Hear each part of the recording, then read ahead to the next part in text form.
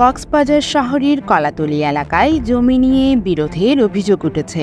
মরহুম তমিম গোলালের পরিবারের অভিযোগ, আব্দুল কুদ্দুস ও তার সহযোগীরা গোপনে রায় ও ডিগ্রি হাসিল করে তাদের জমি বেদখলের চেষ্টা করছেন।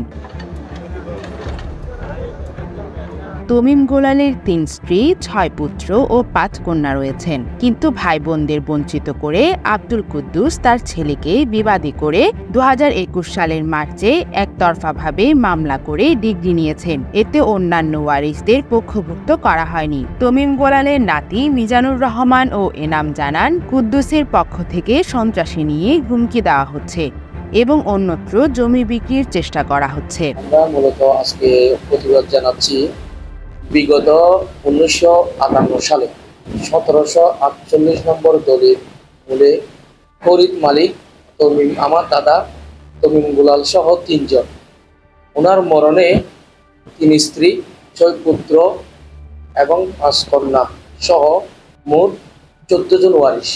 এই ১৪ জন থেকে আমার চাচা মরহুম আব্দুল কুদ্দুস বাদে ছাড়া বাকি ১৩ জন ওয়ারিশ নোটিশ গোপন করে এবং আমাদের ওয়ারিশদের গোপন করিয়া গত ৪/১০/২০২০ তারিখে সিনিয়র সহকারী জজ আদালতে একটি মামলা দায়ের করা হয়, যার মামলা নম্বর ১৪৭/২০২০।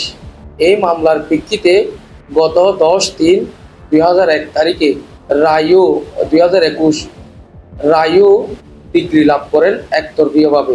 এখন আমাদের প্রতিবাদ হচ্ছে এই অল্প দিনে ৩ থেকে ৫ মাসের ভিতরে আইনিভাবে কিভাবে এটা হয়, তার জন্য আমরা জোর দাবি জানাচ্ছি তমিম গোলাল ওয়ারিশের পক্ষ থেকে। এখন আমরা প্রশাসনের প্রতি দৃষ্টি আকর্ষণ করছি, এই জমিটা যে রায়টা হয়েছে তার সুষ্ঠু তদন্ত করে একটা আমাদের সুষ্ঠু প্রতিবেদন, সুষ্ঠু তদন্ত করার জন্য আমি জোর দাবি জানাচ্ছি। আমার চাচা পরিবারেরা আমাদের এই জায়গাগুলা হামিদ, উনি আমাদের জায়গাগুলো উনি আমাদের